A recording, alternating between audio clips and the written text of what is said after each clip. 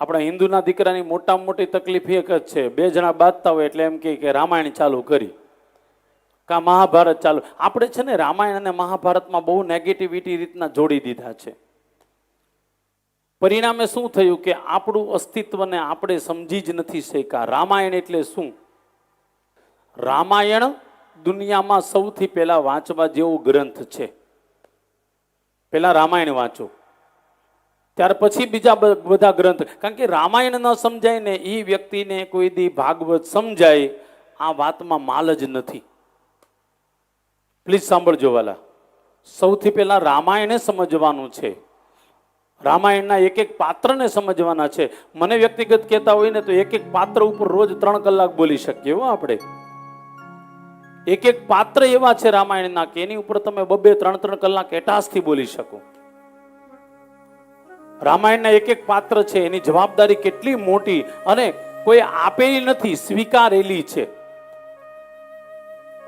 આ સમજવા જેવી વાત છે. કોક જવાબદારી આપે એ વાત અલગ છે, અને સામેથી સ્વીકાર કરવો એ વાત અલગ છે.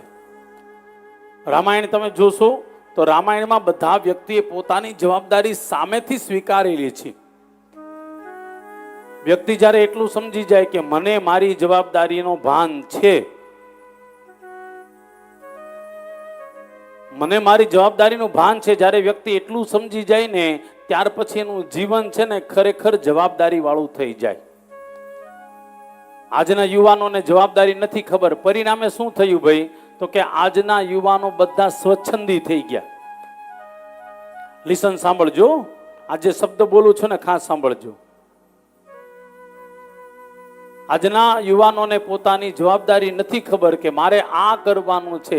ખાલી મોટા ભાગના યુવાનોને એટલી જ ખબર છે, સવારમાં ઉઠવાનું, કામે ધંધે જવાનું, આવીને ખાઈને સૂઈ જવાનું. તો એ જવાબદારી નથી, એ તો ડ્યુટી છે. ક્યાં જાવ, કરવું જ પડે.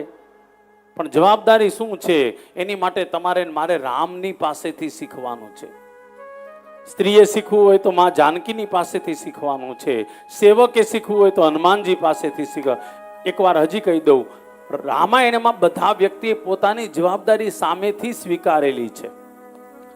અચ્છા, આ વસ્તુને સમજવા માટે બહુ ઇઝીલી વાત કહું તો, જ્યારે આપણે આપણી જવાબદારીને સમજી લઈએ કે મને ભગવાને કઈ જવાબદારી આપી છે, એ જવાબદારી જો ઈમાનદારીથી નિભાવતા જઈએ, હા યાદ રાખજો, જવાબદારી નિભાવતા નિભાવતા ઘણી વાર કષ્ટ બહુ આવે. અને આની માટે મારે બહેનો પાસેથી કેવા સાંભળવાની જરૂર નથી, કારણ કે બહેનોને વધારે પડતા અનુભવ હોય.